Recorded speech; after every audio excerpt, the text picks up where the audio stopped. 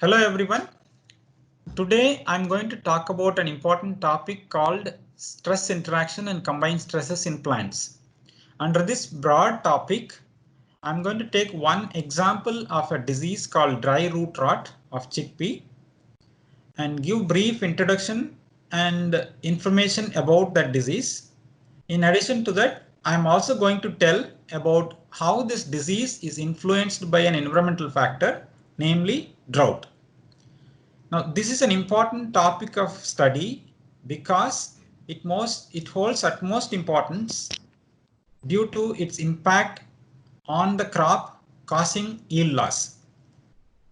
Let's know a little bit about the plant chickpea. This is an important food crop of India and other countries. Shown here in this right picture is the laboratory grown plants. In other words, these plants can be easily grown under laboratory conditions. As you can see that these plants can also produce pods, seeds, and it can fully mature. And on the left side is the field grown plant pictures, wherein you can see flowers and also some pods. Now, the seeds that we daily eat at home are depicted in the rightmost side. So this is an important crop and it's an important protein source for Indian population especially. Now it's all the most important that we have to understand how to produce more for this crop. Now the research activities in the lab and from the other labs working in this area are summarized in this presentation. Mainly, I'm taking the work of two researchers, Vadivel and Ranjita, who have done a lot of work in this area to understand the stress interaction between the drought stress and the dry root rot causing fungal pathogen. I'm going to tell more about that in future slides. Before we start talking about the actual interaction between the pathogen and the drought stress, we have to understand the basics of this interaction. Long ago, in plant pathology concepts, disease triangle is an important concept proposed, which involves three components, namely plant, pathogen, and the environment. As depicted here, the environmental factor chosen here is the soil moisture. In other words, the degree of change in the soil moisture is considered as an environment here. The plant chosen here is chickpea and the pathogen is Rhizoctonia bataticola. This is the pathogen that causes the dry root rot disease. That is the topic of today's talk. Now, there are several ways of interaction possible. The interactions are depicted here, which you can leisurely view it. The major point I would like to drive here is that such interactions are the major factors. In other words, the disease triangle is the major factor that will ultimately decide how much the pathogen will infect the plant or will not infect the plant. At some point of time, this can become an indispensable fact and become combined stresses. In other words, both the abiotic component and the biotic component can additively add to the impact on the plant. Now, this impact on the plant can be categorized and the mode of how the interaction occurs can be categorized into three parts, of which the first part that I'm showing up here in the left is when the plant is exposed to the drought stress and then the pathogen stress, how the plant can respond. There are two opportunities for the plant. It can withstand and perform well, or it can become susceptible more than the individual stress, like either of the pathogen or the drought stress. Now, this is attributed through the mechanisms like basal defense mechanisms because of its either induction or weakening.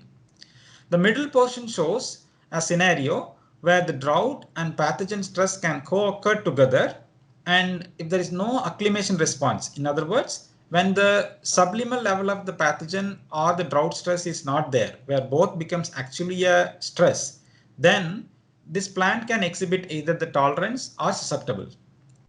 Similarly, on the right hand side, you can see that the pathogen infection can occur first and the drought stress can occur, and hence the plants can again reflect two kind of scenarios. One is either the tolerance or the susceptibility, which is again explained through several factors like certain hormones, reactive oxygen species, and so on. Now, the majority of the point that I'm going to drive today is about the occurrence of pathogen, because the pathogen that we are talking today is a soil-borne pathogen, which is expected to be there in the soil for all the time, even before start of the sowing of the crop. Now, thereafter, the drought stress is going to come. So the best scenario that can reflect for today's topic of discussion is the right hand side proposal, wherein the pathogen comes first and then the drought stress. For more information, you can read some of the articles that are depicted here in this slide. Now, first let me tell about how the dry root rot disease of chickpea looks like in the field. When you enter the field, this disease occurs in patches, and as you can see here, the aerial part of the plant is completely dried, and usually it occurs at a phase in a matured plant, whether either it is flowering or post flowering, or at least a matured plant. And most of the time it occurs in patches, and that too the patches are seen as the dried plants, either entirely dried or part of the branches dried up. Now, this disease is easily noticeable as an aerial part, and it is also clearly visible by by the way of lack of roots. I'm trying to show here two aspects, that on the left hand side, it shows that a healthy plant, where this plant is difficult to root, it's grown up well, difficult to uproot. On the right hand side, if you uproot this plant, it comes up very easily. In other words, it lacks the lateral roots, and to some extent even the taproot is damaged because of the disease, and hence the aerial part is dried up.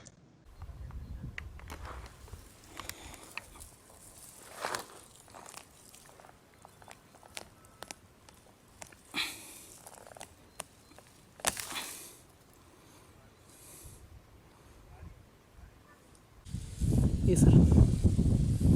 Yeah.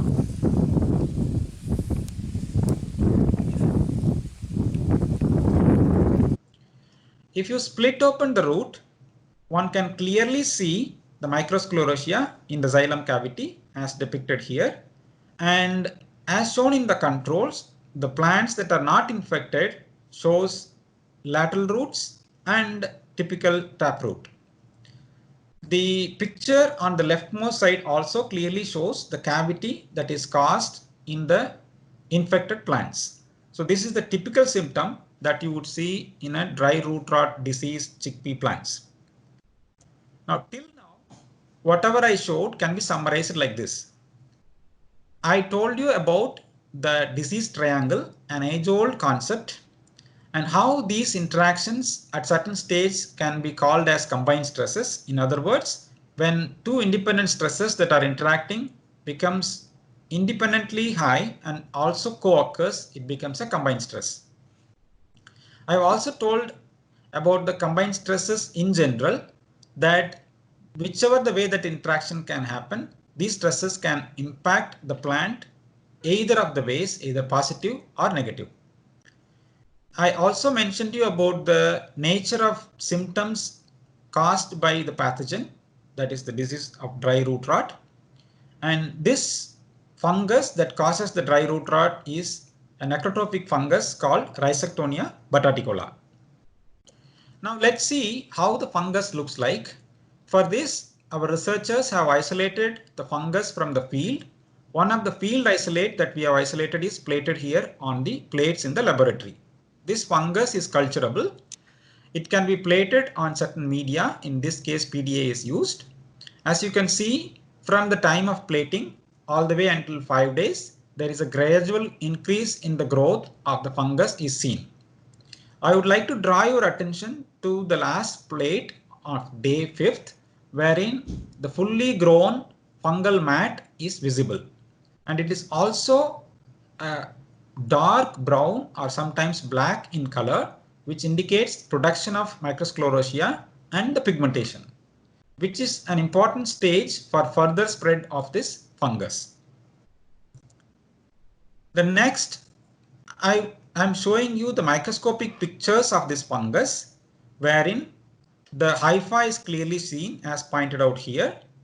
And there is also a branching of hypha that is pointed out here. The hyphal branching can be clearly seen. And this hypha forms cluster occasionally. And these clusters over a period of time becomes melanin pigmented and makes this shape. This is eventually forms microsclerotia. Now this fungus belongs to a phylum called Basidiomycota, and the class and family are also shown here. Now this fungus can be clearly stained using some of the laboratory strains, and one of the strain that's used here indicated in the form of stained in the form of a blue color shows the mycelia and how the septate nature of this mycelia can be easily stained. And also the conglomeration of this mycelia that forms into the microsclerotia is also stainable, and as you can see here in the form of a blue staining. On your right hand side bottom, you can see the microscopic pictures of another stain that clearly shows the nucleus, indicating that the multiple number of nucleuses present in the fungal. So this is a multinucleate fungus. Now the messages that I've shown here you can be summarized like this. Rhizoctonia bataticola is the fungus that causes dry root rot disease, as I told you earlier. And I've also showed you the fungal structures, including an important structure called microsclerotia. And this fungus, as observed in the nucleate stained mycelia, this is a multinucleate fungus. And most often under the laboratory conditions, we stain the fungus to see more about the fungus under the microscope. The fungus can be easily cultured in the medium, and in the laboratory conditions, this is achievable to increase the multiply the fungus, and it can easily be reintroduced into the plant to generate disease in the lab. That's how the researchers in the lab study the fungus under the controlled laboratory conditions, which I am going to tell in the future of the talk. Now, under the broader concept of combined stresses, as I told you earlier, drought and pathogen put together forms the combined stress, and their interaction can also matters a lot. Now, this example shown here in the form of drought and dry root rot that is caused by Rhizoctonia bataticola is one of the best examples to show how these combined stresses are additively influencing the plant in terms of higher damage to the plant compared to the individual stresses.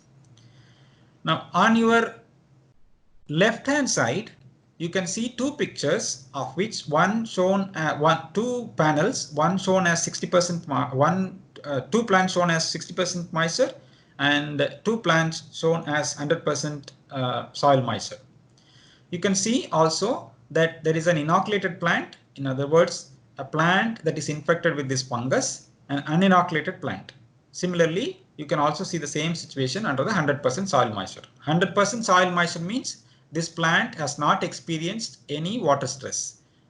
In the 60% soil moisture plants, there is about 40% of the moisture in this pot is depleted. There is a 40% reduction in the soil moisture stages. In other words, the inoculated plants mentioned as 60% holds drought plus the fungus. As you can see here, these symptoms are clearly visible that I told you in the form of dryness in the plant. In other words, when you deplete the moisture, soil moisture in the pot, you can clearly see a disease occurrence compared to less occurrence in the 100%. So this clearly indicates that there is a role played by the extent of soil moisture depletion on increasing the occurrence of this dry root rot disease. You can also see a result of similar kind with additional information on the right hand side. And another experiment conducted under the laboratory conditions not only showed an increase in occurrence of the symptoms, but also increase in the severity of the disease. The plant that is labeled as combined stress, you can see clearly that this plant is much more damaged or almost dead compared to the pathogen only inoculated plant. In other words, this is an indication that the drought is aggravating the pathogen infection onto the plant and causes severe damage to the plant. This is an important example to say how the soil moisture influences the interaction of Rhizoctonia bataticola with the chickpea plant. An overview that allows us to understand how the stress interaction between the plant and the pathogen is influenced by an abiotic factor, in this particular case, drought. Now, apart from this, we have also seen a similar scenario or confirmed this scenario under the farmers' fields wherein the crop is grown naturally. On the left hand side is an irrigated field, a neighboring field where the pathogen inoculation in the soil is found, but because the crop has received good irrigation, it did not get much of the dry root rot symptoms. On the right hand side, the rain-fed field has clear occurrence of dry root rot disease. So this is an additional evidence to show that this disease is again influenced by the dryness of the soil. As a third layer of evidence, what in our laboratory we have done is that we have conducted field trials across different locations of India to just make sure that our observations that we have in the laboratory and in the farmers' field are systematically tested and confirmed. Now, in this field condition, there is a systematic design called RCBD, which is a statistical design that allows you to randomize the design in such a way that the errors are minimal and the accuracy is more. Now you can see the treatments are, there is a situation wherein there is no pathogen. Under that situation, good irrigation, mild drought and moderate drought and severe drought. And there is also a plant where there is well watered. At the same time, it was not exposed to pathogen. Similarly, the third scenario wherein there are three different levels of drought and the plants are exposed to pathogen. Now, this is also conducted in various places across India and across different years. This is all to say that with all these treatments and all different locations and also years, with the ability of an important statistical methods that increases the accuracy of observations, we would now be able to confidently say that how this interaction is happening. In other words, we can clearly validate the previous observations in the lab and in the farmers' field. Now, in this, you can clearly see there are several years that are listed in the x-axis along with different treatment labels, namely pathogen, mild combined stress, moderate combined stress, and severe combined stress. In other words, mild and moderate and severe refers to the levels of drought along with the pathogen. Now the y-axis shows the disease incidence in percentage. More the number indicates higher the level of damage or higher the level of disease that occurred to the plant. As you can see here, the pathogen only, that is the red bar, is the less, those plots had less DRR incidence, the disease incidence. When the soil moisture is depleted, as you can see in the green bar, that is the severe combined stress, there is more level of DRR incidence was observed. This is again a clear indication that was seen across all other years as well, and also reproducible across the different locations tested. Now this is an indication that now we are able to show that consistently that the DRR symptoms and the severity increases with the decreasing level of soil moisture. Now the take-home message from this is that the dry root rot disease is definitely aggravated because of the depleting soil moisture, and the drought not only provokes the disease appearance but also increases the disease incidence. And the predisposition of these chickpea plants to this fungal infection is not only demonstrated in the laboratory conditions, but also under the field and in the actual farm situations. So this is a confirmatory evidence that we can overall summarize and say that this disease is aggravated by the depleting soil moisture. Overall, I would like to say that we now know clearly that the causal agent of this dry root rot disease, that is Rhizoctonia bataticola, a necrotrophic fungal pathogen. And we also know the typical nature of these symptoms, namely how the dryness on the aerial part of the plant and the loss of root happens. And we have seen the pictures of that. And we have also seen how the root inside looks like with packed structures of the fungus. Also, we now know a little bit about this fungus, that how it looks like, how it produces different structures, and how microscopically you can look more details about this fungus. Ultimately, through systematic evidence of 3 layers, we are now able to demonstrate how the interaction between the Rhizoctonia bataticola and chickpea is influenced by an abiotic factor, namely drought. So this talk not only tells about the message of drought-induced DRR disease incidence aggravation, but also how one can systematically observe the symptoms and make conclusions out of it. How a study of based on a hypothesis and a question can be defined and designed and executed.